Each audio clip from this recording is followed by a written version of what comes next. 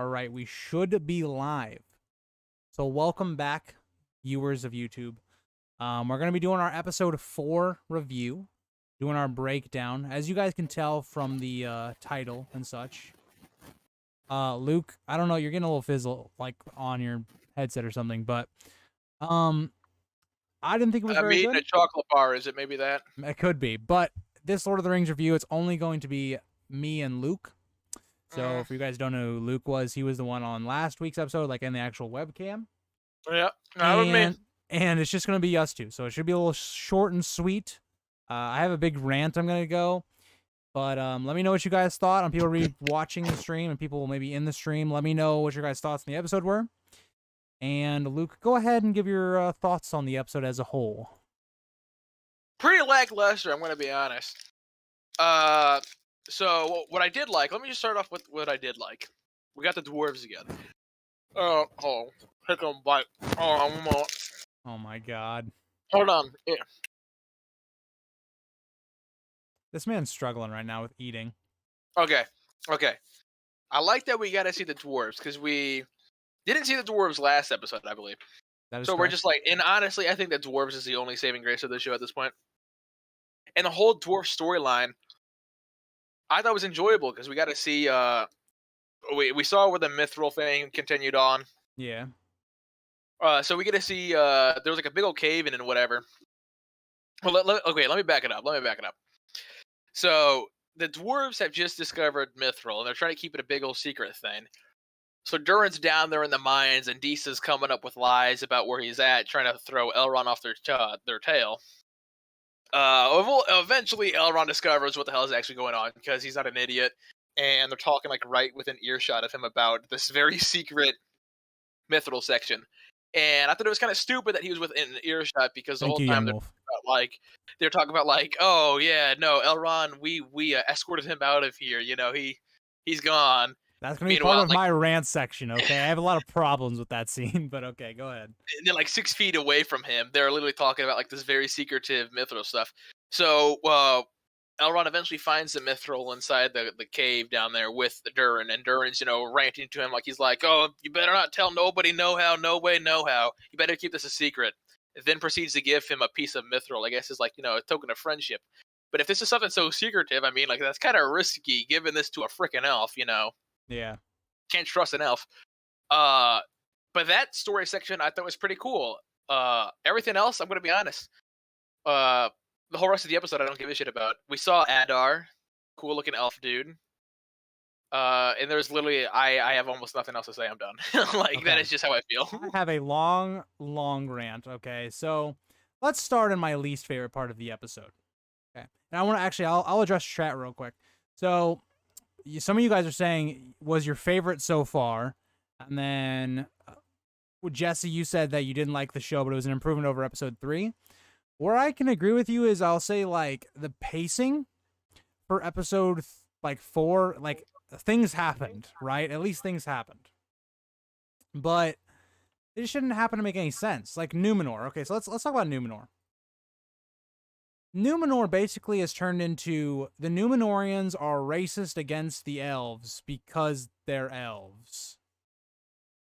Like their whole motive in the Silmarillion or like the Second Age lore is this whole thing where the Numenorians basically, yes, they have long life, yes, they have this and that, and they eventually start to not want to die. Like they want to try and figure out how to prevent death, like the elves, like the Valar, like the gods, basically.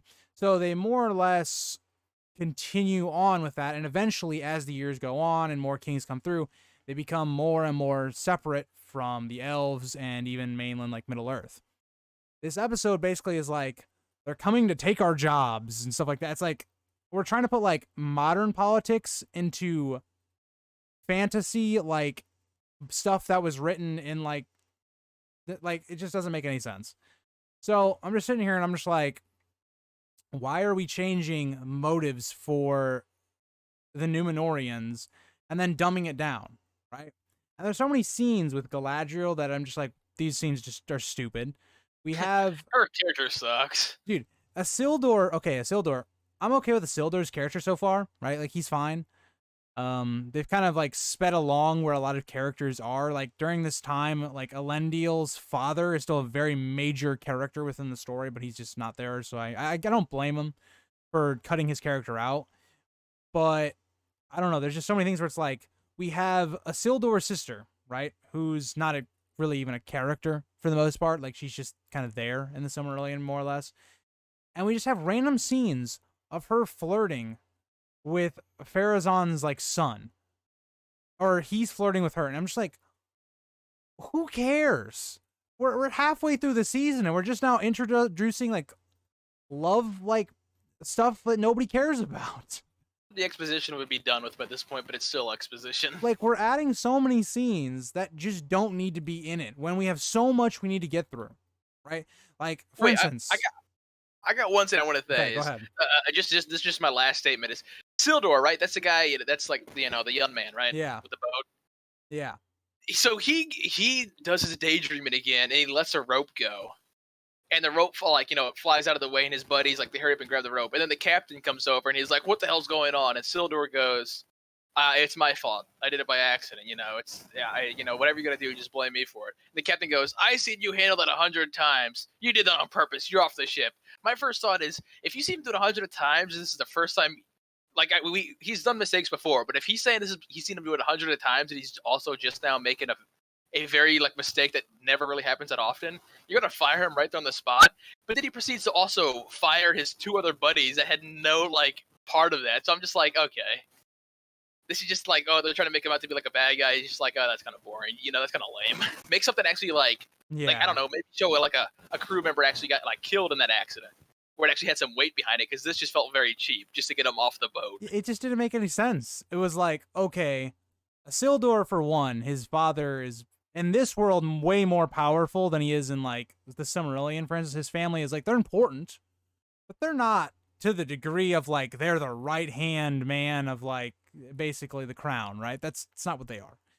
But it's weird that like we're just gonna get rid of Isildur for one silly mistake where he has literally done all of these voyages and has been like good, perfect.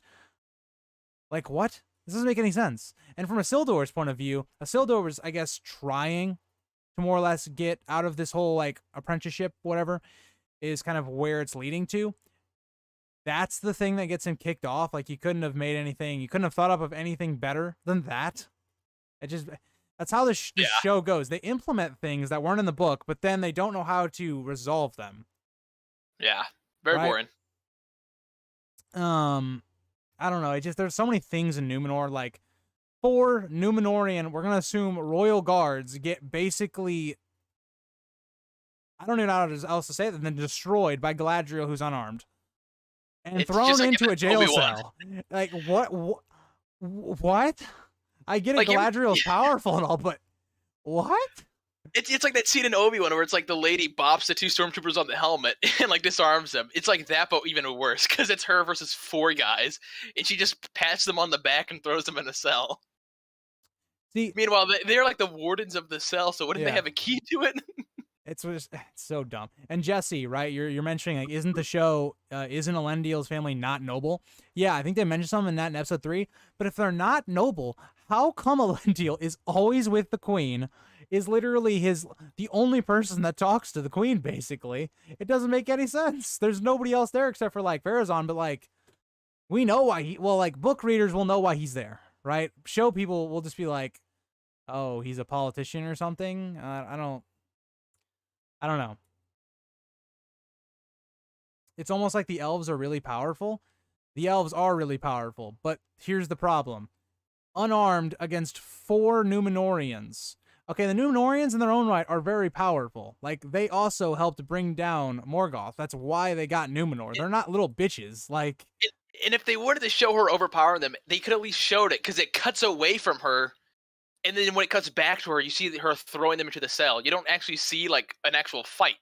It looks like she literally just like did a little push and just pushed him in. Yeah, I was gonna say. So if you want to have a moment to show her power, why cut away from her just to go to the other guy with the sword? Where he's like, "You going to jump in this fight?" And he's like, "Oh, I can't let her get away." Show the fight. It's like, I'm not arguing that Galadriel is really powerful, because she is, right? She's one of the most powerful beings within Lord of the Rings. they haven't really, they've gone away from that. They've basically said she's like a sword person, which is fine, I guess, but it's not really Galadriel's character. But you have to show us, or at least like give us some indication that this makes sense. And your friend isn't helping. I mean, my friend for the most part was spot on. Like, I don't understand what you're talking about there. Like that's exactly right. It's literally what happened with Obi-Wan, where we had the lady hits the two stormtroopers, like slaps them on the head, and they just die. Literally that. It's Just literally the same thing. stupid. So stupid. But Oh my okay, god. like there's just no excuse for, okay, if you wanted to have some scene where Galadriel breaks out, have it make more sense, like with Guile, like how Sauron or Halbrand, wherever we're gonna go with, like how he's like, yeah, you should be, manipulating people, basically, like learning what they fear and stuff like that. Instead, she just pushes some people, slaps some people. It doesn't make any sense. It's the lamest thing ever. If you're gonna show someone to actually be powerful, you could do more power than a shove. It's just, all she did was shove them. Yeah, it just so that's not even the only scene I have problems with in that whole plot line. But so let's continue on Numenor's plotline. So Numenor, for the most part, in this episode, is kind of showed that they don't like the elves. There's problems when they have in the very near past where they've tried to kind of be more sympathetic towards the elves, to the gods, because we know that the queen's father at this, well, he's not the queen, but the regent's father, who is the king, he has been kind of very lenient. Like, he's been somebody trying to help, trying to build back up the relationship with the gods and maybe even the elves. And there's even a line that there was some sort of rebellion from the people when he tried to do this, right? So that's very key to think about when you talk about the future and talking about how the Numenorean people as a whole feel at this point. Like, they feel very isolationist. They don't really want to interact with the rest of the world, kind of like an America before World War II, for instance. So very isolationist. They're very they don't want to help, really, right? And they don't want to interact with the elves because, and again, the book explanation is because the elves don't die, and they very much are kind of jealous of the elves in that, and that's what kind of starts to eat at them, right? And in the show, it's pretty much just they're racist towards the elves. There's really no rational explanation other than the elves can work through the day and they don't sleep, all this other stuff, which is irrelevant because, yeah, I don't know. But they're gonna take their jobs because normal people, they have to sleep. The elves can work all night, so they're gonna take your job. It doesn't make any sense. So even with that, so the show's motivation is we're racist towards the elves, right? Whatever, okay?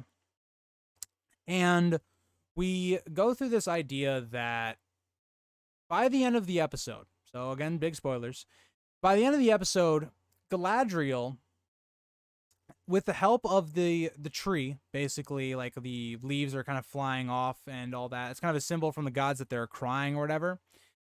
And she just kind of goes back on it and goes, you know what? We're going to support you against Sauron in the Southlands and all of that. Which, that's fine if they're going to go this route. But at the same time, we've built up this entire episode showing how the Numenorian people are completely against that. It's the whole idea where, if you're for Game of Thrones, right, Luke? In season 6, right, Cersei blows up the Sept. None of that has any ramifications in the next season. It's not talked about. It's just, we just breeze by it. There's no, the common people are against it. They hype it up and they just move on. Yeah. That's kind of how this is, basically. And then Elendil kind of asks for volunteers to kind of help with this.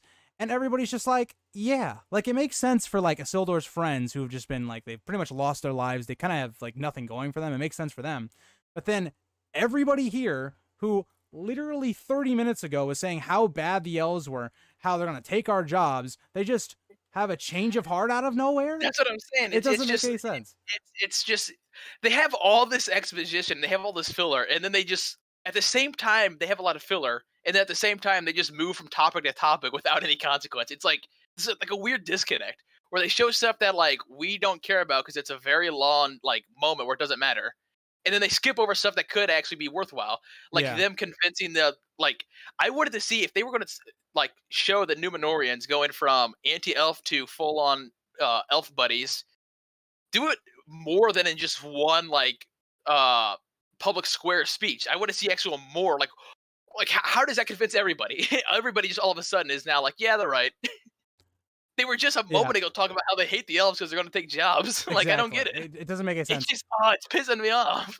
So Jesse, I will say I have no idea. The show is moving at like a snail's pace. Like when you think about the actual story plot to getting into the Sauron part of it, moving at a snail's pace. But yeah, so that's more or less Numenor. Numenor is just there's things happening that have no consequences. That's what it is. Like the whole episode's like we're gonna get to the end of the episode where they're gonna help and they're gonna kind of come into the main rest of the side stories. They're all gonna kind of meet up in the Southlands. That's what that whole episode was for, just to get the Numenorians there. Which, again, it's just like, why doesn't Galadriel just go back to the elves, where she actually has a lot of sway, she is a princess, she's very important, and show them the evidence she finds in Numenor? Don't you think, like, it just doesn't make any sense to me. Like, I don't know. So let's move. So Numenor, we're gonna move away from Numenor. So for the most part, like you said, Luke, I think the dwarves, for the most part, was the best part of the episode. Like, there was, I think the conversation with Durin, during the third and during the fourth, basically, it was a really good conversation, basically talking about how there was always this theory, kind of that each Durin, right, retains kind of like the knowledge and memories of the Durin before. So that was a pretty cool, like, wink to the camera that they did there. There were some things that I thought was some, like, very contrived. Like, Luke talks about how, like, there's this idea that Elrond knows something's up, which Durin does not do a very good job of hiding it. It would make sense. Elrond's very smart. He would kind of realize, okay, why is he being kind of distant? Why is he kind of hiding and stuff? And we get to this idea where there's this bridge scene, and it's with Disa and Durin. And Disa straight up says, I had an escort send Elrond out, right? That implies that some dwarves came and took Elrond and let him out. Yeah. That doesn't give him free reign of the castle or of the mine or whatever.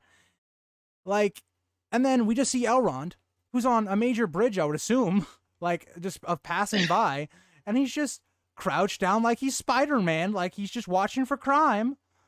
Like, what are we talking about? These are the dwarves. Did we not see the first time they go to the Mines of Moria, like, or Elrond does, like, how indiscriminated he is basically against? And what's even greater is as he's crouched down listening on this conversation, the moment the conversation ends, two dwarf guards go up to him and they're like, hey, do you need to get out of here? And he's like, no. And they're like, okay. And they just keep walking. It's like, bro, this dude's obviously, like, not where he's supposed to be.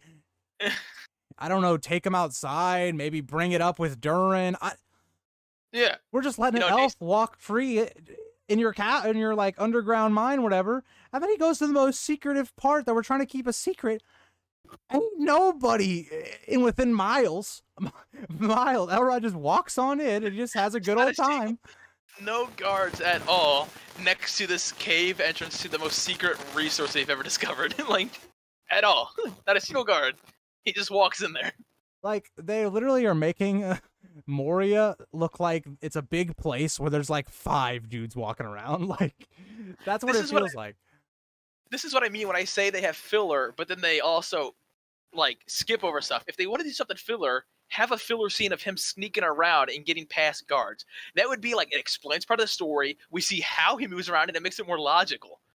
Like, that's, if you're going to have filler, do it like that. Dude, Jesse, that's what I'm saying. Why were there no guards? It makes literally no sense. It makes no... It is literally just, how can we get Elrond to discover what's going on? And then they just skipped it. They were just like, all right, well, we just won't show anything, and Elrond will just be there.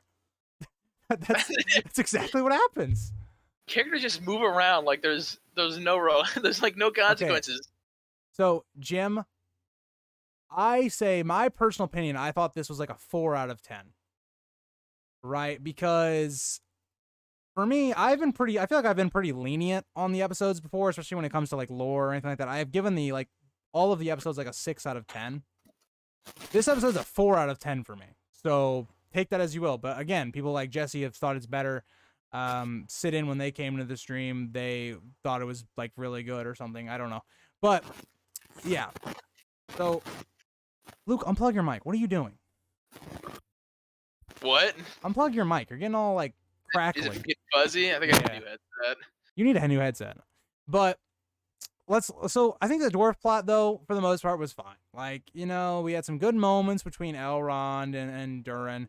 Durin again, and during the third and during the fourth conversation was probably the best scene for me in the entire episode. And that will lead us kind of into Arondir's plot. So Arondir's plot, I didn't like it in episode 3, but I really was intrigued where they were going with kind of the story, right? And what they did here is nothing, really. Like, Arondir wakes up, or I guess, or we come into his episode part, and he's watching this orc, and he's kind of surrounded by orcs, and this orc's kind of injured from last episode, and we see Adar, right? That's basically what means father, more or less, and he kind of looks like this disfigured elf. Like, he's kind of like on one side of his face, it looks like he went through something. And he walks up and he kind of like mercy kills this orc, and you can see it very much pains him. So the idea here that I thought of was probably that he could have been a corrupted orc, maybe like one of the first, or not corrupted orc, corrupted elf, very early when Morgoth was first trying to create the orcs, and maybe that's why they refer to him as like father. So that's where I was kind of thinking that maybe it goes. But then we have this little speech thing where he's like, "I'm not a god, not yet," and I'm like, wait, what? Because if you're not Sauron, and you're someone underneath Sauron, how are you going to be a god? That seems like it's very counter what Sauron would want, especially from an underling. So is this someone that is independent? They don't really serve Sauron? Maybe there's a leader of this orc group? But then it's like, okay, we've been leading to this whole thing that it's Sauron and all this, and then it's like, just, it doesn't make any sense. And we're already halfway through the season, so I don't know where that story's going at this point. Right? We're leading to this battle at this tower, which is whatever, right? From what I've seen from this episode, that whole side has plot armor. Like, none of them are getting touched. It's season 8, like season 7, or late season 6, like Battle of the Bastards, Jon Snow, like plot armor, right? Like, so Arondir, he's let go with all of his weapons. He's just released to send a message to people at the Watchtower that if they don't leave the land and basically bend the knee to him, they are going to be killed, more or less. I'm not sure why they wouldn't let them live there if they decided to bend the knee and like were, basically saying that he was the king or whatever. I'm not sure why he wouldn't let them live there if they swore allegiance and all that. Not sure, but I don't know. And so we also have, I don't even remember character names, but we're going to go with Little Kid and Arondir's like love interest. And we see that they've gotten all of the forces of the men or whatever that are at these villages. They've gotten them to this watchtower, and they're running out of food. Now, let's look at this from a logical point of view. You're leaving your homes, you're going somewhere, you don't bring any food. Because from what we can see, not a single person here brought food. Because we have the little kid and his friend go into this town that seems like it's like a mile away, and there's all the fucking food in the world. Theo and Bronwyn. Thank you, Jesse. What the? They just left this food all over the place? And they're farmers. They're farmers. They didn't bring any of this food with them. They brought like a hamburger, like at most, a couple sandwiches. And then the moment they get there, they're like, yeah, we're out of food. You just got there. What do you mean? They're literally entering the gates. And they're like, well, shit, we don't got any food. And like they could say like, oh well, they had to leave in such a rush. They weren't really rushing the last time we saw them. It was like a slow. This is a great point. This is a great point by Jesse. Why didn't they bring their livestock with them? That fixes your whole problem. Exactly. Like, it's bad. Jack said I was rating the show a 6 out of 10. That's exactly where I was, Jack. Was slightly above average generic fantasy fan fiction after this episode, 3 out of 10. Only watching for Durin, Disa, and agreed. I'm pretty much at the same like point. I just want to see how badly they can mess it up. I'm almost at this point. The writing is so bad, like a super expensive CW melodrama. I agree. But yeah, so they need food. So the kid, the Sauron kid, named Theo, and his friend, they go out, they go get some food. I got this whole little thing of food, like a ton of food. Like, this is a ton of a food for an abandoned little village, right? A ton of food. And the kid goes, I'm going to go in the tavern, right? He was definitely looking for alcohol underage. You know, that's definitely what he was looking for. And he finds some grain or whatever. And this orc comes out of nowhere. They have a little attack. We see that the blade comes out, and the orcs are looking for this blade. We're not sure why yet, but they want the blade for some reason. And then there's just this really weird, like, he hides in the well, but the orc knew or heard a sound in the well, but then looks at it for 2 seconds and then just walks away. While this kid has a entire, like, slice down his leg, he's in well water, which you would think would be not good water, right? It wouldn't be the best water in the world. You would think, you know, he set up to get an infection or something, whatever, right? And now it's like kind of turns to nighttime. And the kid, like, wait, hold on. First, you got to back up. That orc was in daylight too. Oh, right. So the orcs at this orc right here was in pure daylight. Like, I don't think he had a hood up or anything. He was just in pure daylight. So this is a very important plot point. I've watched the episode twice now. I was pointing this out to our friend group that was watching this. Just, you know, remember, they are out in the middle of the sunlight, right? So that happens, right? And we kind of skip a little bit, and the kid gets out of the well, and he's just kind of walking around, you know, doing a little hiding. He's basically playing a Call of Duty mission. Like, you know, he's just kind of hiding behind stuff. Eventually, he gets to the side of, like, a house or something, and he just starts smirking like he got away. He's still in the wide open. And then orc finds him. Obviously, the orc's not going to do anything to him. Arondir shows up, which, again, Arondir has his bow and arrow, his quiver. He's got a sword. Why the fuck was he allowed to take this stuff? I don't understand. It makes sense if you want them to deliver, like, a message right to him, which, again, I don't even understand why the message is already being given when the orcs are raiding all of their towns, right? The message is already, we're coming to kill you. Like, it just, it's so painful. And then, so Arondir and the hobbled kid, again, he can't really walk. It's this really, like, slowed down, like, they're trying to build up this tension, but there's just no tension. There's no tension. You're telling me the kid who just has legs sliced open, who's limping around, right, is just outrunning orcs? What are we talking about? Like, we get some cool scenes where Arondir's, like, he catches the arrow. That was cool. He shoots it back, which has been in all the trailers. That was cool. It's cool. But in no situation should this little kid be making it out. And then the Bronwyn, or whatever her name is, Bronwyn, whatever, she comes out of the forest and is just like, oh my god, guys, like, what? Why is she here?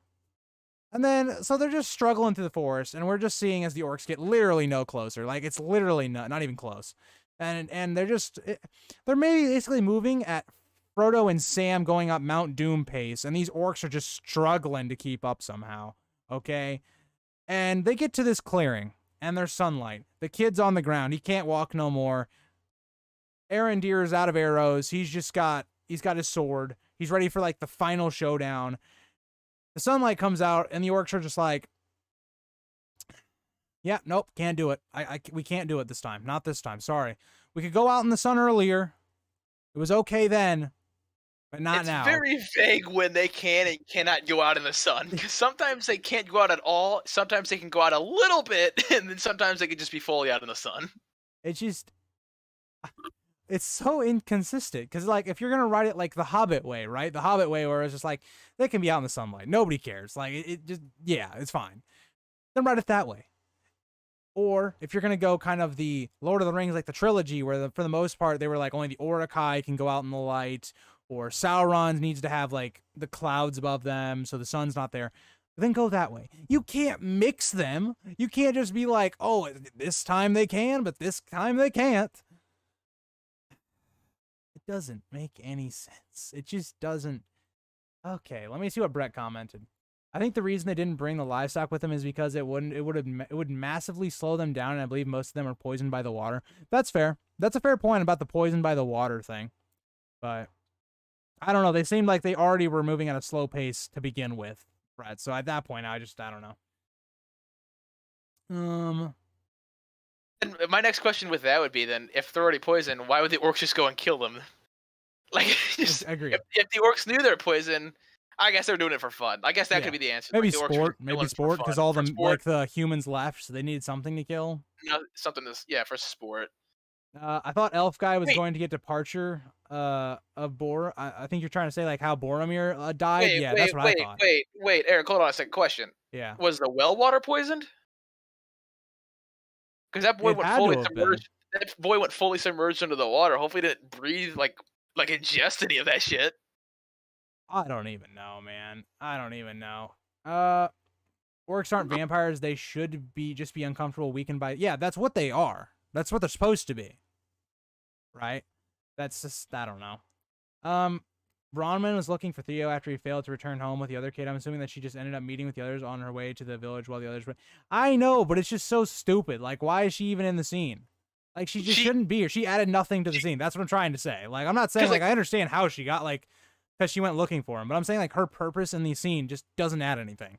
Well, the thing also, too, is, like, she found them halfway through an orc chase, so she outran the orcs and passed them and somehow ended up in the same spot they were?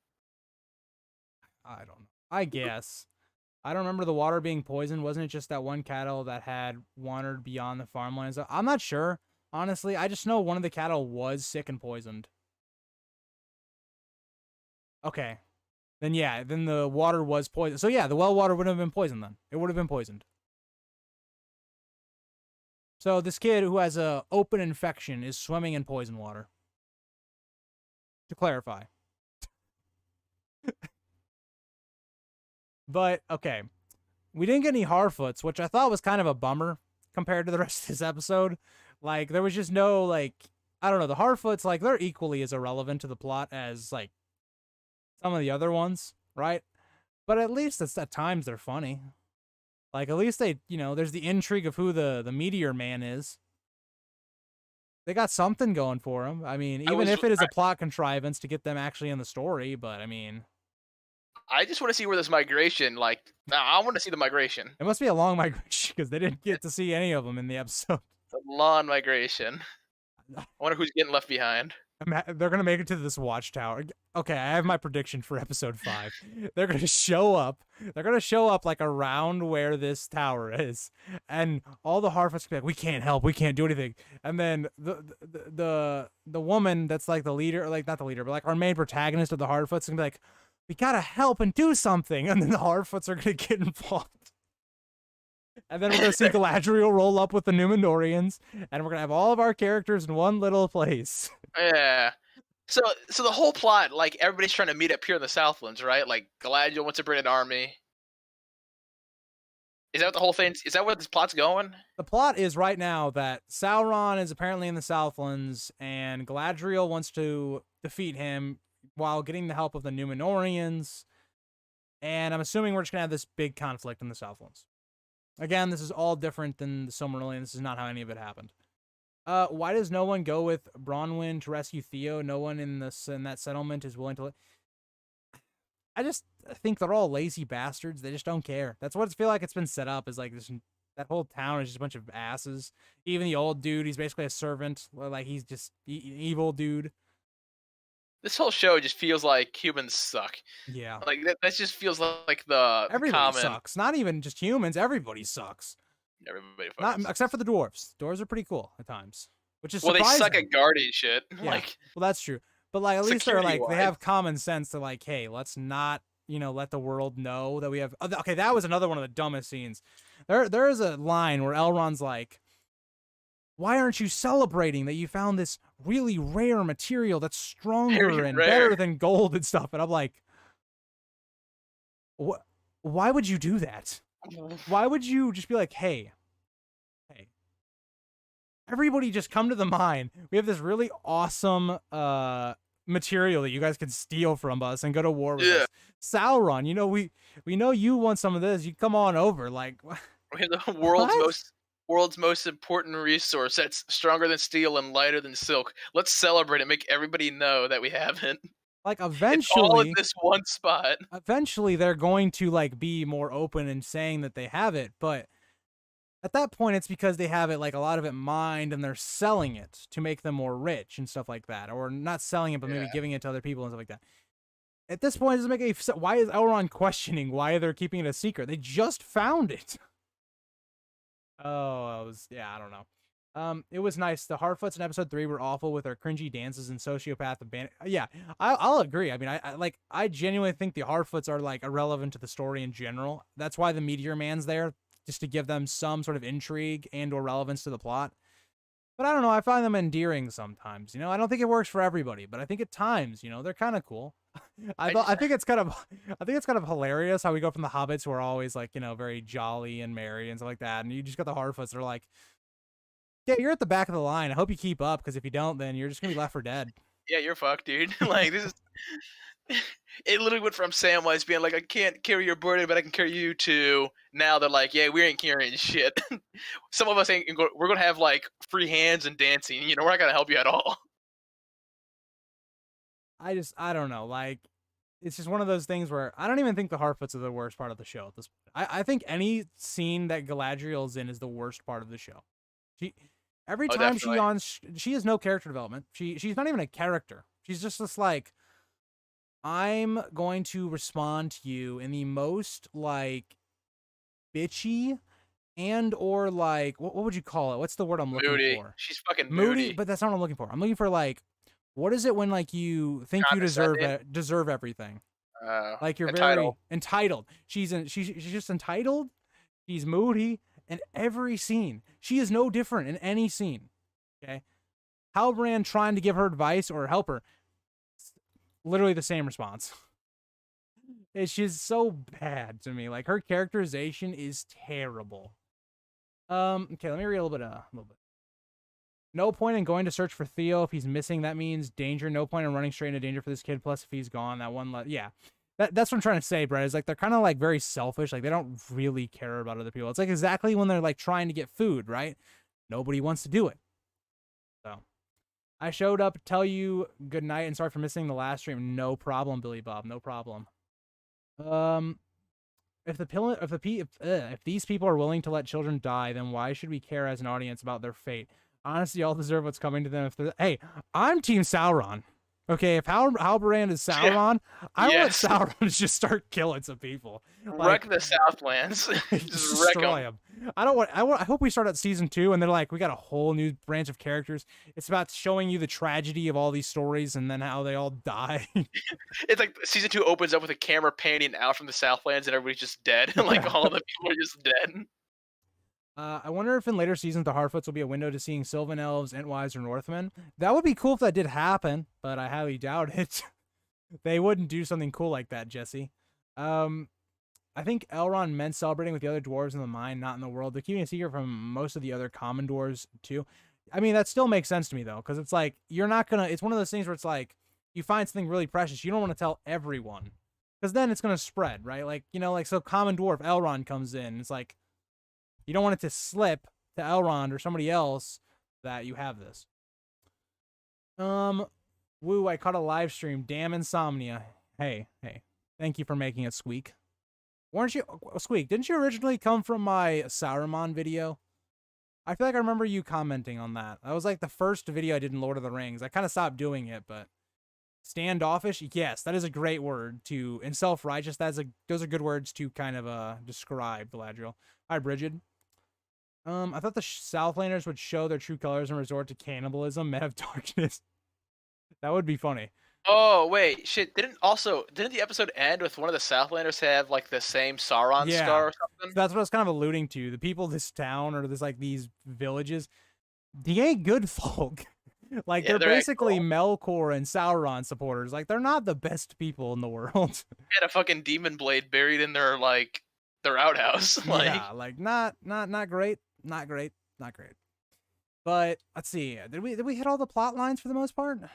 I still think the nicest part of this episode, other than just some dwarf moments, but when you see the orc in the very beginning that Adar puts out of his misery, the orc just laying his head on a pillow, and I'm like, that's nice. Even orcs have pillows. Okay, yeah. That's something I want to talk about. I like that there was actually like some emotion with the orcs, where it's like the orcs, they do care that their orc brethren's dying. It's not like they just don't give a shit. Like that's kind of how it has been in the past. But I almost slept on this episode. Jesus, I don't blame you.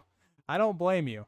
If last night, the way I watched the episode for the first time was I was really bored last night, and I like would literally pause after every scene to write like my notes down. So that literally kept me. That was the only way I was like kept interested in it, because I was having to pay attention. But I will say there was also some beautiful shots of Moria. There's like a shot where we see Durin the Third, like when he's on his throne and it like looks out into Moria. I thought that was a really like good visual shot. But I mean, it's just whatever. It's whatever. Also, I have another issue, right?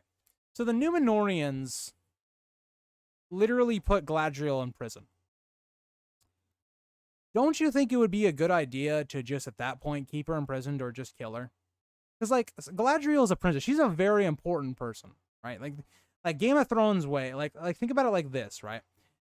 Galadriel is kind of like the equivalent of like imprisoning like a queen, right? You really think it's a good idea to send her back to the elves, and she's going to be like, yeah, they put me in prison and stuff after I told them like they should help us and stuff. Like, how do you think that's going to go down? Like, do you think that's going to be a good idea? Like, if that happened in like, say, the book, all right, the elves are probably going to go to war with Numenor, like over that. Like, you can't just imprison the princess to like the elves at this point. I don't know. There were certain things that I was like, okay, this is a little, I don't know about that. Just going through my notes here if I wanted to talk about anything else. We see a little bit more of Pharazôn. I don't know if I like how they've done his character, but I'll see in the future because he's going to become more of a bigger character. But I got a question. Okay, so yeah. I wasn't really paying attention too much, but what is Sildur's sister? What is her plot about? I have no idea. She's I don't even know if her name is even mentioned in the Silmarillion, because I just got done reading the Second Age. Like, you can see the bookmarks in it back there, and she literally is not a character. Like she might be like she's there, but she is not someone that does anything important. Say, because like the only thing I remember from her story so far is them talking about scrubbing the floor. Yeah, like, basically the dude was flirting with her in 2 different scenes, and that's the the extent. We started talking, but basically that her and that dude went out for like dinner or something. Is that dude someone special? He's Pharazôn's son. So Pharazôn was kind of like the bearded guy who kind of comes in and he like gives the big speech to the Numenorians about how like, yeah, we are the men of Numenor. Why are we intimidated by that whole thing? Okay. So he's a political guy, more or less. Just put it that way. He will be very important in the coming episodes if they continue with the story, how it goes. I've been watching your God stuff for a while. I probably did an essay-length comment on Sauron. Been asleep for 5 hours. I may get up and watch episode. That might put you back to sleep if you want me to be honest. But yeah, thank you for the support then, Squeak. I just remember you from like a certain comment. Who is Sauron? I think it's Halbrand. I think it's the man with Galadriel. He just gives off a lot of like good at lying, very morally gray for the most part, and he's not hiding it, right? He's in the place where Sauron should be, even though there's a completely different way in which Sauron ends up in Numenor, right? But if they're going to change it, that would kind of make sense. And they're also going with this idea of, where is Sauron? They keep teasing, this character may be Sauron. He's not Sauron, though. Like, with the character, like, in, what's the, I keep forgetting the elf's name. That's in the, like, Adar plot. What's that? And Arondir? Yeah, they're teasing, like, that guy was Sauron. He's probably not Sauron. Dude, at this point, it's one of the Harfoots. If a Harfoot is not Sauron, I could be the Meteor Man. There was a line where they're like, hey, the we saw, like, the meteor thing fell, and that's kind of the cue that Sauron is going to rise, and shit's going to hit the fan soon, so. Oh, what was the tree turning white? Like, that's what convinced them to become friends with the elf again, right? The whole idea in the show was that the like leaf petals or whatever start coming off of the tree, which is symbolizing that the gods are basically crying, right? So it's kind of like a religious type thing, because the tree in and of itself is kind of a religious like thing. So you know, that's kind of, so basically the queen, Muriel, took that as like a sign that this is not the right idea to send Galadriel away. Because the gods condoned it or something, or basically that idea. Sauron is the Lord of the Rings. Yes, that is correct, Brett. She's probably going to join the King's Men and be opposed to the faithful. I could see that, especially with how her relationship's going, but again, I just don't care. She's a character invented to have more family drama. Yeah. Also, I don't really know why we haven't seen Isildur's brother. They keep mentioning him, but he's just never in the show, unless he's a character we don't know that's in the show. I thought he was dead. That's what maybe I'm misunderstood, but I thought he died or something. Maybe? I don't know. I have no idea. I don't see why Galadriel wants to install Halbrand as king in the Southlands. The men in the Southlands owe everything to Sauron. He taught them metalworking. He's based. Yeah. This is something I also don't understand. I think it's more Galadriel wants Halbrand to unite the Southlands against Sauron, so she's basically using him to a degree. But at the same time, it's just like, why don't you just go home, Galadriel? Tell the elves of all the new evidence you've figured out, and, you know, go do it. Like, why are you asking people that don't like elves, and then the other realm, the Southlands, that is kind of Melkor and, you know, Morgoth and Sauron supporters? Like, it seems that you're really reaching for allies. Go home, Galadriel. Like, it doesn't make any sense. Get the hell out of here. But guys, Isildur deferred from school. Isn't that interesting?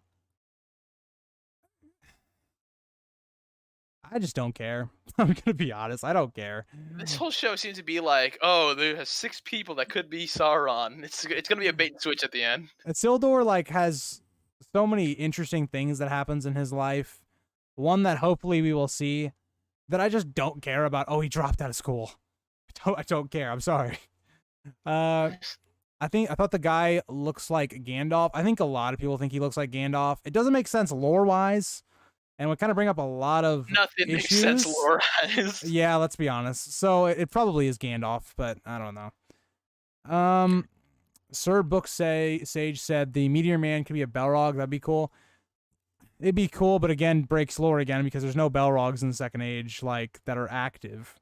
So it'd be I guess cool. This is how they get around it by saying he's technically not a Balrog right now. It'd be cool because I love the Balrogs. They're some of my favorite, like, I guess, quote unquote villains from like any fantasy, but that'd be cool. Halbrand's going to betray. Oh, hi, Nick. What the hell? Hello. I just joined. No. I forgot I have streamer mode on, so I didn't even hear the notification that you joined.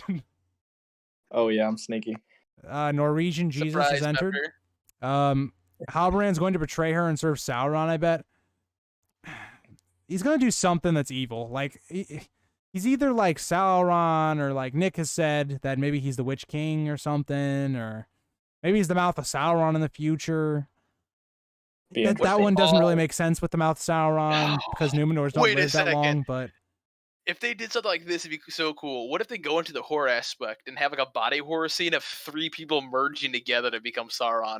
They take Halbrand, they take Adar, then they take like Meteor Man, and they like gelatinous blob become one. I could see it because Sauron is a shapeshifter. Like, he can take multiple forms and stuff. Like, as I say, what if he broke himself up into 3 different forms and he just has to I have no idea himself? why the fuck he would do that, though. Like an astral projection or something. Like, I can understand, okay, he wants someone in Numenor. The river of Lego City, and they have to like rebuild them. I don't know. Okay, Nick, since you joined the stream, what were your thoughts on the episode? Me and Luke already went through ours. We were kind of just responding to chat and stuff. Okay, yeah. So overall, I'd give it, like, it's pretty mediocre in my opinion. Like, there was so much just like dullness with Galadriel's whole storyline, and the whole focus of the episode, I feel like, was on her, and they just do not do a good job. Like I've said many times. Yeah. It's honestly such an unmemorable episode. Like, I'm having trouble even remembering like what happens. Let's see. This is I'm why, just really okay, but what you just said, this is why I think it's so funny that like that I've seen people in chat saying they like this episode more than, like, say, episode 3, and I'm just like, they're both about the same. Like, Yeah, episode 3 was pretty bad too, to be fair. the only thing that you can say about episode 4 is that, like, there was some action at the end. It's the dwarves. It's the dwarves that tip the scale. I think that's the only Yeah. reason I would say episode 4 Yeah. is better than episode 3. But there were things like other parts of the stories got so much more worse that I think this is the worst episode for me. Yeah.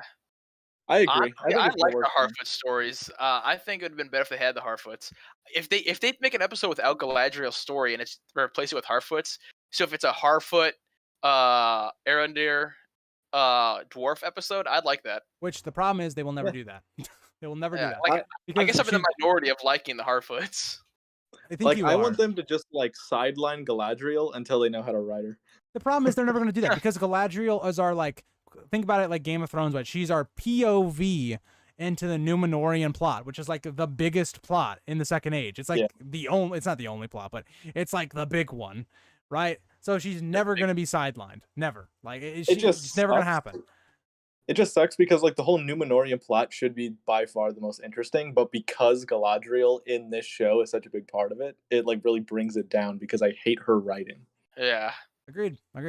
I think the show, like, if they had actually done Galadriel's character correctly, I would have a very different feeling about it. But it's because every time she comes on the screen, she has the same attitude. She is just a terribly written character that I'm just like, I just don't care. And then now that I'm in a bad mood from watching her scenes, I'm like, I'm just going to rip into how they treat Numenor now.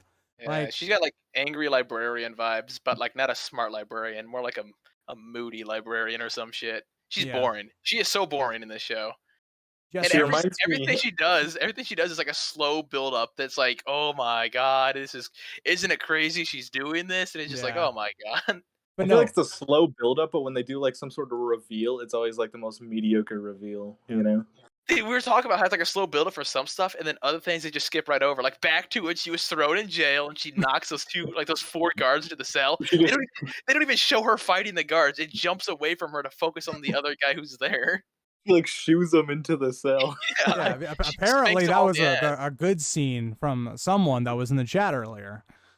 Oh, I don't think that was good at all. But speaking of slow, Jesse comments, this episode didn't have a cringy slow-mo nostril shot of Galadriel, so it has that going for it. I agree. That's a good point, actually. True. I'd give it a 4.1 out of 10 because I will say, Isildur, when he was daydreaming, he was hearing. Did you guys hear the voices he was hearing? I just didn't care. I honestly did not hear that. But so yeah, he starts daydreaming and he starts hearing like. Unless I'm just imagining this, but he definitely heard some things. I just didn't care to listen. It's going to be like, oh, he gets called to, I don't know, and he's then going what's to the Middle Earth. That's all we know. Like everything's going to connect at some point. They're going to have a big old like Marvel Endgame moment where they all like reconvene. This episode is on par with the first 2 episodes. I like the first 2 episodes just because it didn't piss me off.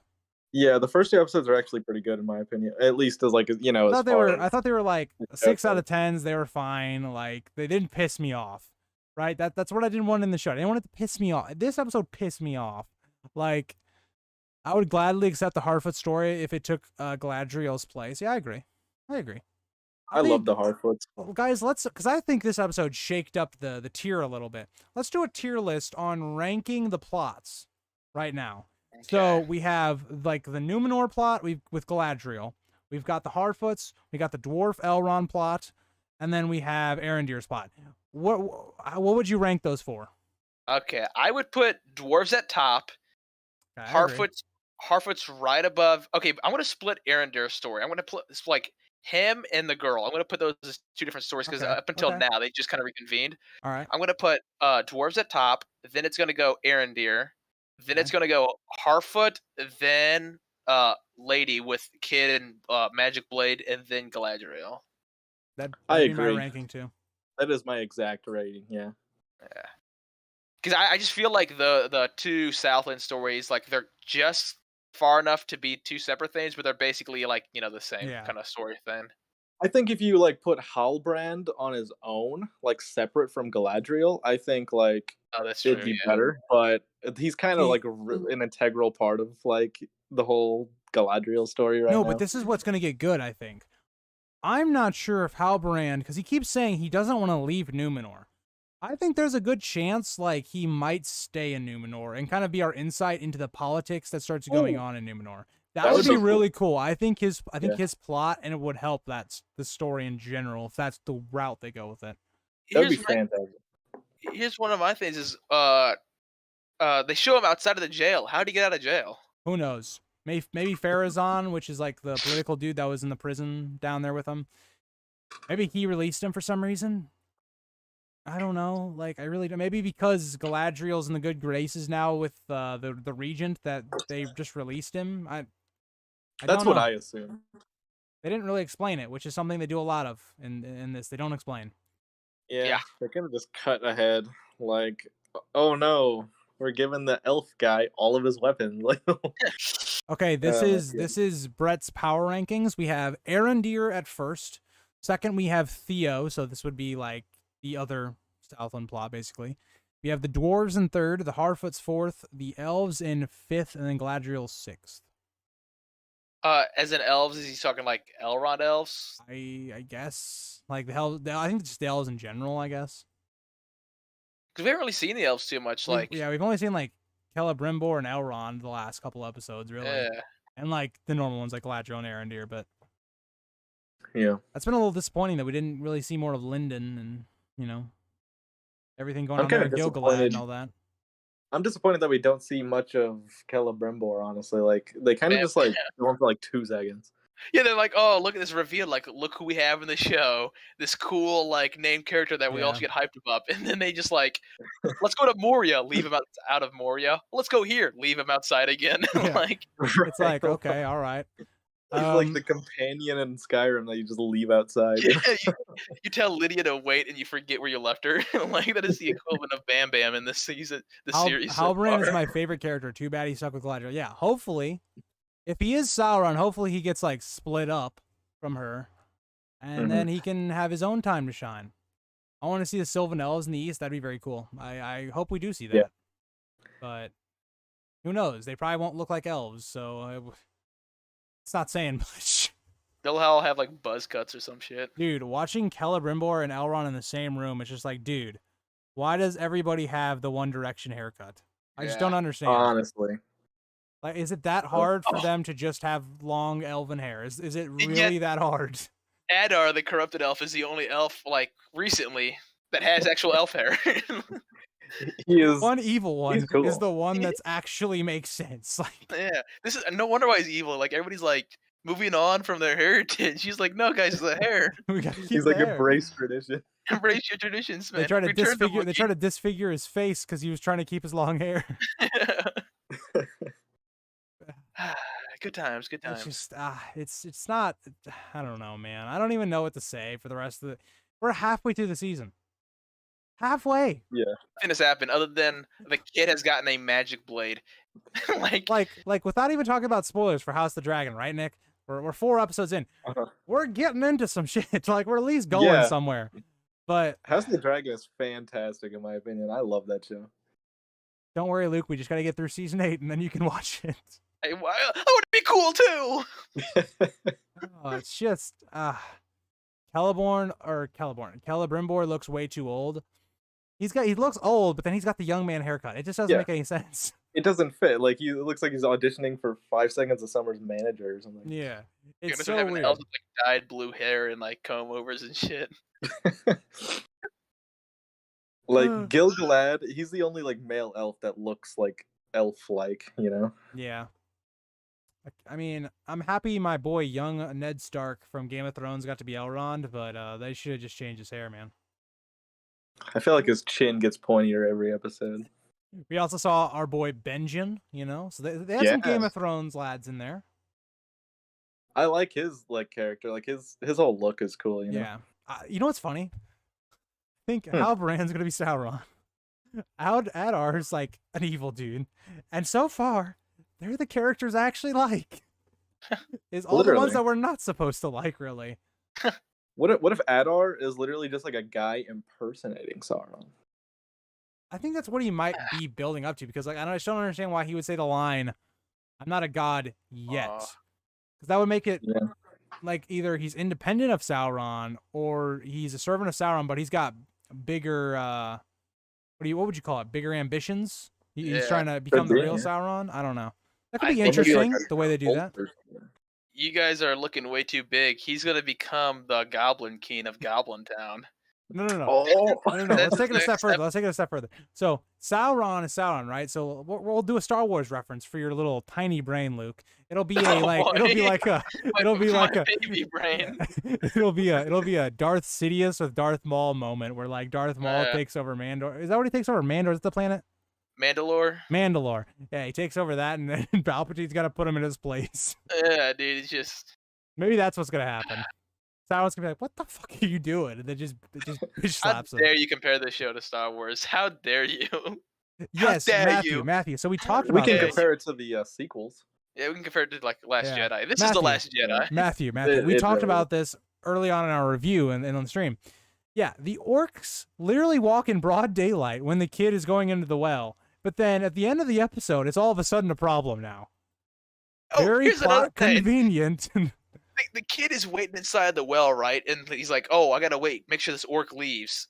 The orc walks away. At that moment, I would kind of take my chances and maybe try to leave. He waits until the middle of night when the orcs are at their Yeah. like their biggest Yeah. amount outside. He waits till that moment to leave the well. Poisoned What? water well, And then he's by like, the way. he's sneaking around, just like standing in the middle of a wall, illuminated by the bonfire going around, and he just like sits there and like smiles at it for like a solid. It's like 5 you'd be seconds. terrible at Assassin's Creed. I'm just gonna say. Yeah.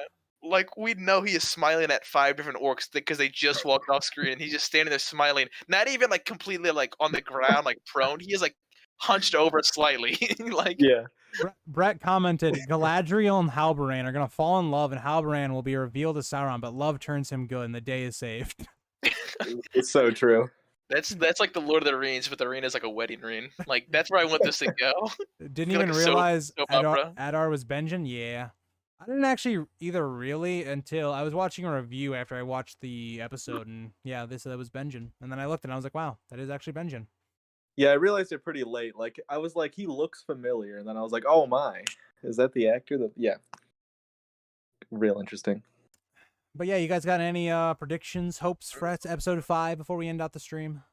Here's Yeah, I don't know. we keep making predictions, but it's like I feel like Our the predictions have been plot's not so gonna go wrong anywhere. every time. I feel like. Well, like the thing is with our predictions, we're like predicting stuff like way ahead in the future. They're Yeah. moving at a snail's pace, and it's like whatever prediction we'll have, we won't see until like next season. My next prediction is they're gonna fight orcs. I kind I of don't want even these you know to what? be You know Sauron. what? You know what? Just because they've built up like we're gonna get a fight next episode, I don't think we're gonna get a fight next episode. I think they're gonna like Oh. diddle daddly around in this little tower, wait till everybody's get all their forces assembled, and then the orcs attack. They're like, oh, they're at full Yeah. strength, attack them now. I feel like with the food and stuff, like they should have done something where like the orcs are kind of like trying to do like a siege of attrition type of situation Yeah. to them. That would be Wait, cool. Oh my! But who knows? Maybe the sun will affect them, Nick. They can't be out too long. Oh, true. Yeah, this is what They were Maddie out said. just long enough, you know. Yeah, just long Or- enough, or or they they- can wear robes. When they get out of the woods, they act like they were going to burst into flames like vampires. They can't make up their minds. I know. This is what I said, Matt. This is the point I brought up like 30 minutes ago. You can either go the Hobbit route, where in the Hobbit movies, they didn't really care about sunlight and the orcs. They were just like, screw it. We'll just do it. It's fine. And then Lord of the Rings, the trilogy is kind of like, okay, the Uruk-hai, they can go out in the sunlight, which makes sense. It's in the lore, whatever. They're kind of supposed to be the enhanced orcs, basically. And then the orcs need the power of Sauron so that they can do their siege on Minas Tirith. You can't have it both ways. You can't pick one and then go to the other one in the same like episode. Yeah. Yeah, it's Stupid. ridiculous. They do it so much in this show too. Like it drives me crazy. Matthew, the black you elf don't guy never got know. free because Adar set him free and told him to send a message to the people of the tower. For some reason, And they- he sent him fully armed and stuff like that, but Yeah. He captured him. The end of last episode was, oh my god, he's captured. At the beginning of this episode is, oh my god, he's free. Like, dude, Brett, if they delay this fight till the last episode, like we don't even get the fight till like 3 more episodes, I would be like, what the hell was the point of episode 4 then? Like, why release this guy like it's urgent? Like, we're gonna attack soon, and they're just like, let's wait for the season finale. That'll be fine. Like, what? I don't think the orcs will attack. I think most of the men of the Southlands will join Sauron after Adar offers terms, Bronwyn and Selma leave with the elf guy for that's possible. I could see that. Be a big like disappointment though, because they're building up this big battle and they're getting all of our major characters like in this area. But I just want to see an elf battle. That'd be cool. Yeah. But like an actual cool battle, not like these clumsy elves that we got going on. Or like 1 minute they're doing like gymnastics, and then the other minute they're literally just like running into each other. Clumsy beasts. I want to see an episode with consequences where people make bad decisions, bad things happen. Like I'm not all for this. Is like, oh, we make the worst decision possible and nothing happens. Like I just don't care at that point. And then now I'm just like, okay, well, these characters can get away with anything and nothing's gonna happen. Yeah. That's how I feel about Arondir now. I'm just like, okay, well, there's no tension. There's no tension at all. Like this whole thing, it should be like for instance, okay, Helm's Deep, second Lord of the Rings movie, bunch of tension, right? We have all of our main characters. They're kind of funneled into this mountain. We have the Uruk-hai attacking. Big tension, right? Really big tension. Let's think about the tension building up to this Watchtower attack. They've literally started it with, okay, our main characters can't die. They have the easiest way of dying. They all made stupid decisions, and they're fine. Like I just don't get. I know this battle is not going to. At the very least, Arondir's love interest will die or something. That's the worst I could see happening of this entire thing. Yeah, really? Even then, I don't think that will happen. Yeah, because they're very women have to be in charge in this show, so it'd probably be the other way around. And what also adds to no tension is anytime an orc sneaks up on somebody, it's like the person gets away. Yeah. We haven't seen an orc sneak up on somebody and then they get caught and then they just like are actually in pain. Like even when they caught up to Arondir, all they did is throw him in a hole with other elves. Yeah, it's like they would just like slaughter him if it was like actually how they are. Like think about the fight with the orc and the kid, right? The kid literally like what an episode or two ago was like hiding from this orc, terrified out of his mind, and the orc just doesn't kill him. Like it just. I don't know how they went from that first episode where we see. I guess was it the second one where he sees the orc, and it's like they do a tension like horror movie element of it being really like, good oh in my that God. scene. That's one of the things we praised them on that episode. They go from that to then just like, oh, these orcs are silly. They don't like the sun, but sometimes it's okay. This is what I'm saying. Like they are not consistent in their writing. Where it's like we have one thing where it's like, okay, the orcs are horror. They are very taken serious, and then we have another scene where they're bumbling little orkies just walking around. Like they can't catch up to a guy who's walking at the pace of a dude who's crippled. Like he's falling down on the floor and these orcs can't catch up, but somehow the lady caught up to them. At this point, if you ever see an orc army coming at you, just run away. They're not going to shoot arrows at you, and it's not like they're fast. Like, oh, no wargs either. They didn't have any wargs in that chase.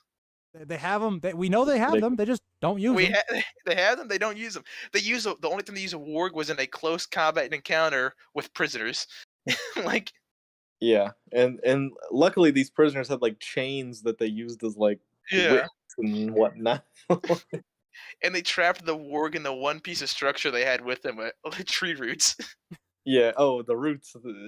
Okay. Now, to bite him in the ass. Here's an interesting thought. So you know how all the elves died in the last episode, right? That were trying to escape. Yeah, pretty much. Arondir gets to escape because the dude let him go. That's what I'm saying. It's like all that tension is like these guys, and then they just let him go. But also he lets him go to tell a message. But then the orcs also still keep trying to attack him. So like, does this message even matter that he's let go to tell? Was it like a trick where they just wanted to do like the most dangerous game type situation? At that point, if you're gonna let the orcs kill him, why give him his weapons back? This is the entire reason. What is the point? Arondir was captured. We have to introduce him into the villain of this area. And then we also want to get some of his elf buddies killed to create tension.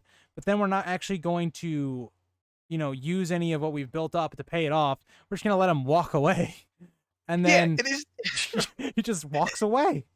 And these are elf buddies they killed that we saw once.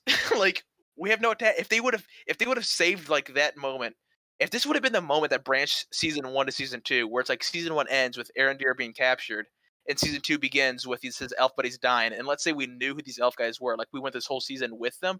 That could have been cool, because it'd be like, oh, shit, these are characters we spent this whole season learning. No, these are guys that we killed, like, that we saw once. Like, who gives a shit? Yeah, for like 5 minutes. Like Yeah, I didn't even know their names, like, at all. I didn't even recognize them at first. Like Yeah, I was like, maybe those are the people at I the was gonna say, watchtower. like, rewinded it and been like, "Are those the same guys?"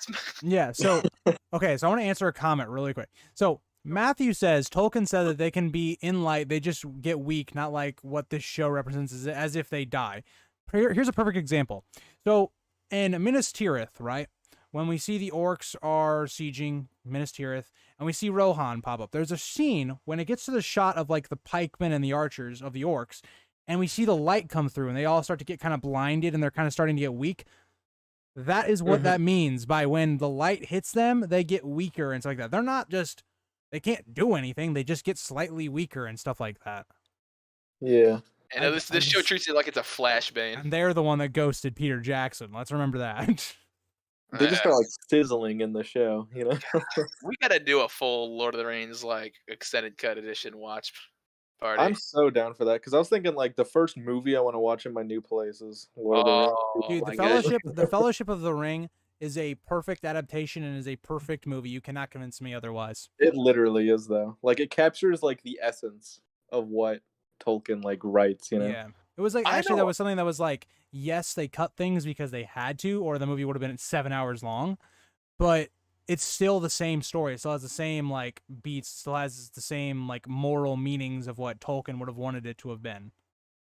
Yeah. Like one of my critiques of it is like maybe replace like, you know, putting Arwen in there like to replace Glorfindel and some stuff. But, like I kind of understand why they did it. Like it actually makes sense, but in this Lord of the Rings show, it just doesn't make that much sense. Yeah, I think the reason they did that probably in the Fellowship of the Ring was just like Arwen's more of a main character in like the actual like that time period, and Arwen's Aragorn's love interest, so she's kind of important in that regard. So I understand it. I don't have a I think it would have been really cool to see Glorfindel, but you know. Yeah, like technically Glorfindel is in the movie. He's just like doesn't really do anything at all, but he's technically there.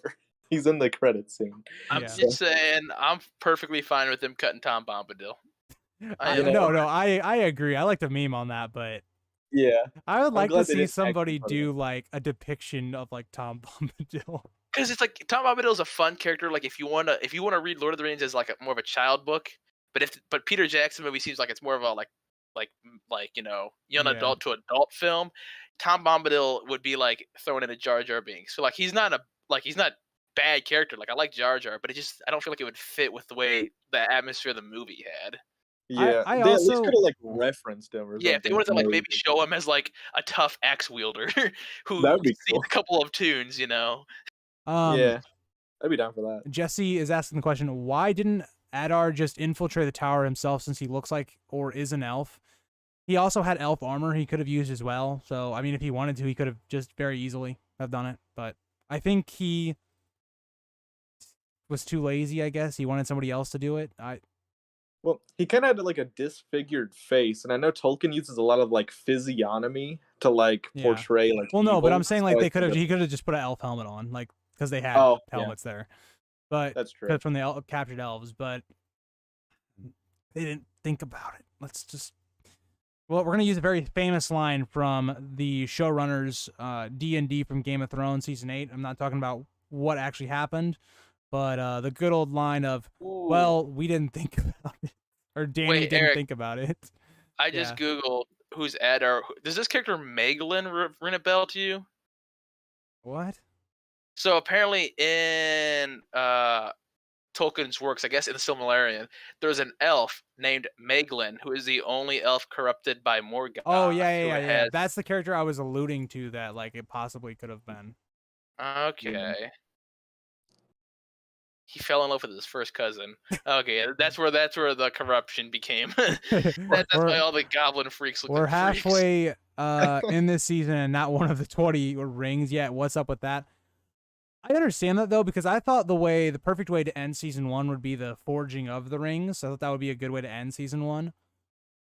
Or another plot point that I'm not going to mention because it's a spoiler, but see, this is what I said from the beginning, the season's going to end where they make a ring and he goes, "It's ringing time," and rings all over the place. He's like, "This is the rings of power," and he holds it up to the camera. My thing is like, they've already confirmed there's gonna be more seasons. Like production of season 2, like I think is starting shortly. And no, so Jesse, I think the thing is that there's like conflicting like Tolkien accounts where Meglin, we're not completely sure of his death, right? Like that's I think what it's alluding to. Like, I don't know. We're just basically scraping the barrel to try to figure out who these characters are because Rings of Power is struggling. it's I struggling. just say like they're really trying to do like a mystery character like with all these people, but at the same time it's like because you're not giving me any reason that to is care. the only intrigue in the show right now. It's the only like the only intrigue in the show right now is like, is the meteor dude, is he Gandalf, is he this, is he that? Is Halbrand, is he the Witch King, is he Kamul, is he Sauron, is he not any of those? Maybe he's just somebody that ends up turning evil or something, or a villain in just the Numenor area. But see, if you don't care about the story, then you don't care how they affect the story. And if you don't care how they affect the story, you don't care who they are. So it's like they're literally like they're failing at the one thing they should be doing right now is make me care who these characters are, but making me care about the story. Yeah, it's very unfortunate. All we know, we know how this is gonna end. They're gonna make Rings of Power. Like everything else, I don't give a shit at this point. Like nothing else has happened. There are things I'm looking forward to, like the War of the Last Alliance should be cool. It's gonna be real long to get there, though. At the pace they're going, it's gonna be a while. I really think, like, at the beginning of season 2, they're just gonna do like an unnecessarily large time gap that won't make sense. I guarantee. The fourth age. They're gonna go to the fourth age. More like, of the fourth age. It's gonna be like tied with a new video game coming out.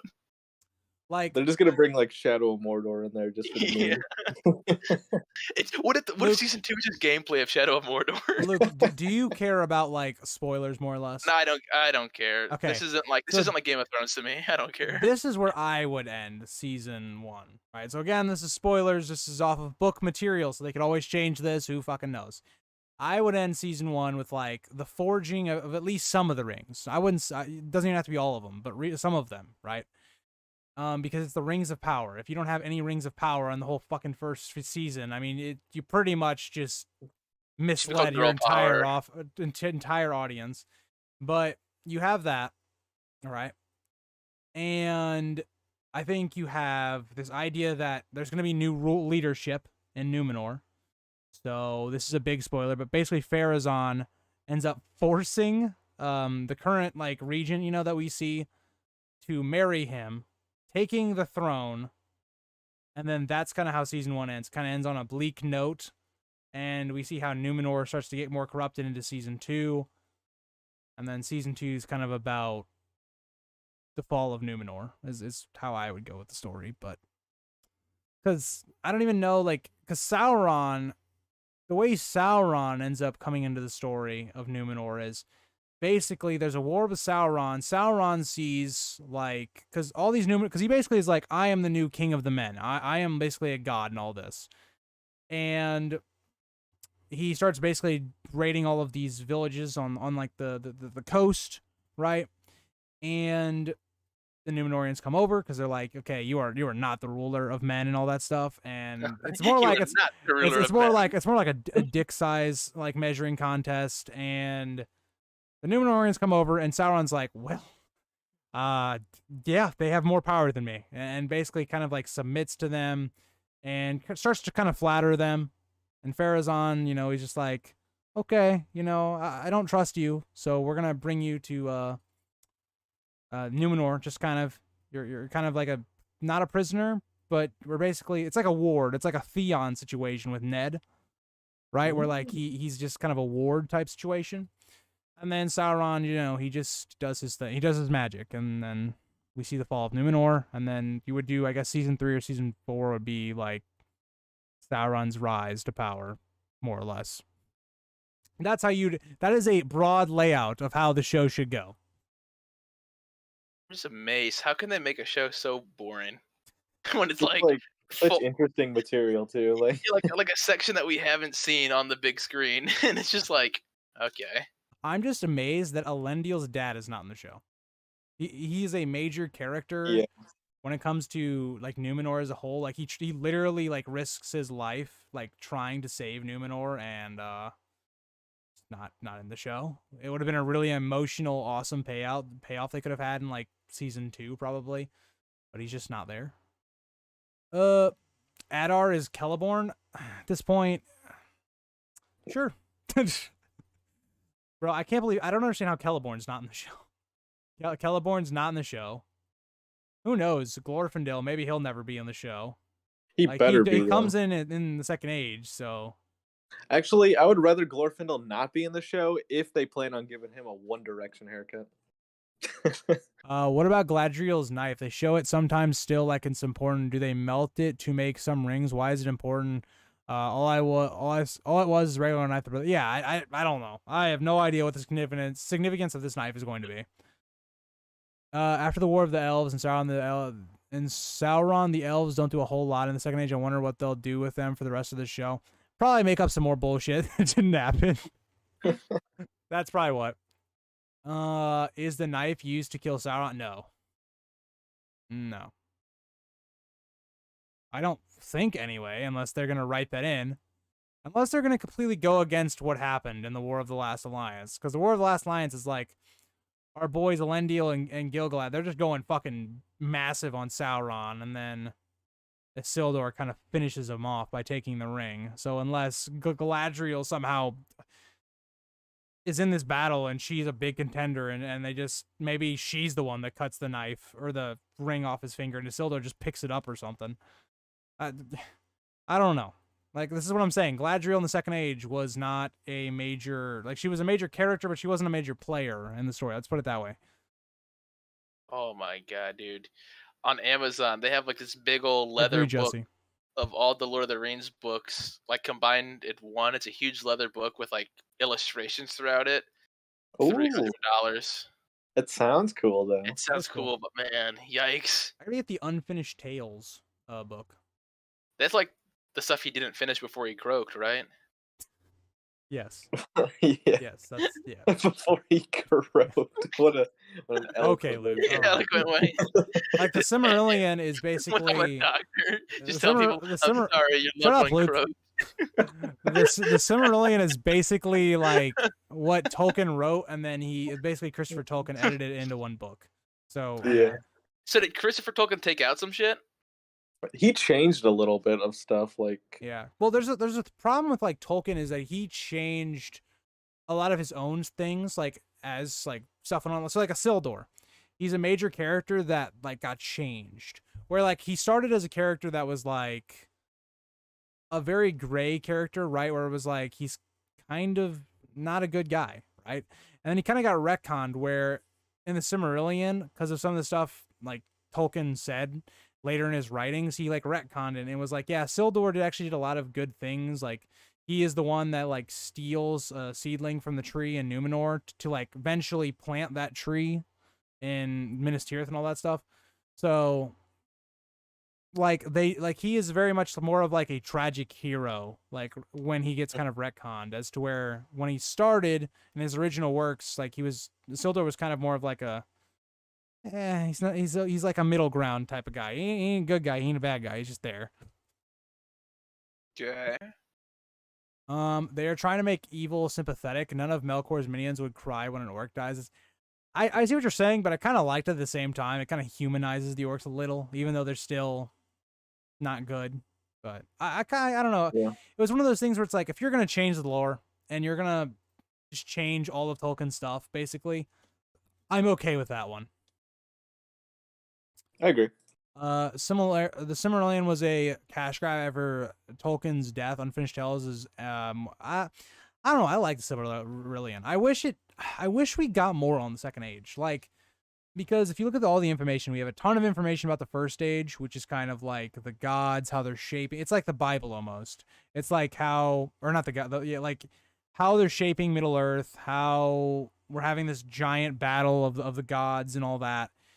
And we get a lot of information about that. Like, the Silmarillion is majority the First Age. And then you have like a 30, 40 pages of the Second Age, and then you have a little bit of Third Age at the end. But like the Second Age is like, I feel like we just don't have a lot of information on the Second Age, which is why it's so puzzling that Amazon decided to do a show on the Second Age. And then they didn't even get all of the material to do a Second Age show, which is just mind-boggling to me. Yeah. Unfinished Tales is a cash grab more suited to Lord of the Rings than The Hobbit. I mean, that makes sense. I have never even read the Unfinished Tales. I'm not sure exactly what's in them. But Silmarillion only gets interesting for me once Feanor is born. That's fair. What about the handle of the sword the kid had in the show? Just had him know already it was in the barn floor. Did I miss how he knew it was in there? Do we actually know how the kid knew that there was a sword in the barn, or does he just? I thought he came across it on accident or something. No, so I think it's that old guy who he grabs his arm and he's like, "I told you, blah blah." That's like a magic thing. I think that's the guy that told him about it. That was my understanding. No, but the guy says like he like does it in a surprise tone to the kid, like, you know, you stole it, like because he straight up says he stole it. Yeah, from his barn. That's what I'm saying. I think he heard about it from maybe not like that guy didn't tell him, but I think that guy may have talked about it and he overheard it. That's what I thought, because they broke into the barn. He's like, just watch the door. You know, I'm gonna go grab this thing. That makes sense. Gryffindor. In Tolkien's writing, evil is instinctive. I don't know how to say that word. Intrinsically, we're gonna say basically it's purely evil, right?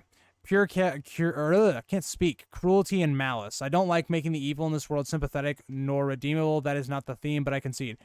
I agree with you, but we're in Rings of Power time now, and it's just like there's no lore consistency within the entire show anymore. So if they're gonna make changes, like, at least I'm just gonna be like, okay, that's a change that I think could make sense. I think the kid heard a rumor about it. Okay, makes sense. History of Middle Earth is everything that went into Silmarillion and Unfinished Tales. Loads of different drafts. Yeah, that's been one thing about Tolkien. Okay, somebody wrote a comment. It was on a video I did about George R. R. Martin and how like he hasn't finished Winds of Winter or something like that.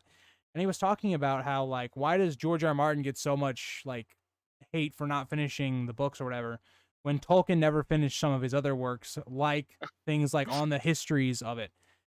My literal response is, I don't even know how to say it politely. I was like, well, you see, Tolkien finished his actual main series, the thing that everybody wanted to read. Without Lord of the Rings and The Hobbit, nobody cares about any of his history works, right? It's the exact opposite of what George R. R. Martin's doing. He's not finishing the main story, which is what everybody wants, right? And he's working on history stuff, which is cool. I like the history, but I'd rather have the main story. That's why people give him shit. That makes sense. Tolkien is one of the most influential writers in fantasy of all time. Like what we see as fantasy now is a lot of that stuff is because of Tolkien. Like the whole term orc or whatever, right? Like that whole idea of what an orc, like what an elf look like, or what a dwarf look like, mainly came from Tolkien. Also, isn't a crucial reason of why his stuff isn't finished is because he's dead? Well, that's one thing. Yeah, that's why he didn't get finished. But he was also an academic too, so like he worked for like a university too, so he like had to work on that stuff too. People are trying to compare that though to like George R. R. Martin, where like when he was alive, he didn't finish his like works like history wise. Like there's a lot of stuff that in the histories, like there are a lot of questionable things. Like the One Ring, it's kind of questionable on like its actual power. Like what does it kind of do? And we hear a lot of conflicting things. Like there's this idea where we really don't know because the Silmarillion and other texts that like it was a letter I think responded to somebody where Sauron it is made like in the Silmarillion it's kind of hinted at that the ring was kind of left in Barad-dûr, I can't say it, but was left there, and once Numenor falls he starts using it again after that. But then in another letter there's this idea that Sauron had the ring with him in Numenor, and after its fall basically his spirit and the ring together went back to Mordor, and then they started using it. So like there's always these things like in his like lore that are sometimes inconsistent, more or less. Do you think evil men are redeemable? That's what the show is doing with the Southlanders. I think that's a really interesting argument. Like, what the Easterlings, are they redeemable or are they just straight up evil? Like, do they have their reasons for being evil? Or are they just people that got corrupted by Sauron and that they're just evil now. That's a good point. That's a good thing to like. That's like there's always that kind of thing with like, I don't know, but I think that's where we're gonna end the stream tonight, guys. Thank you for being on the stream, Nick and Luke, as always. Oh, but of course. Of course, But- of course. Yeah, And my axe. I have to get up in 5-ish hours, so that'll be fun. Very good, very good. But yeah, I guess we'll be back for episode 5. Maybe. It might take years off our lifetime, but It takes more years off your life than smoking a pack of cigarettes. Yeah, I Really mean, does. hey, cigarettes maybe they help you with stress and stuff. This doesn't. It's maybe just maybe it depressing. helps you with sleep, but I don't know. Thank you guys all for watching, and all that, and we will see you guys in the next stream. Also, Sunday will be House of the Dragon stream as always, so I hope you guys are looking forward to that. It's getting pretty spicy, but yeah. Bye, guys. See you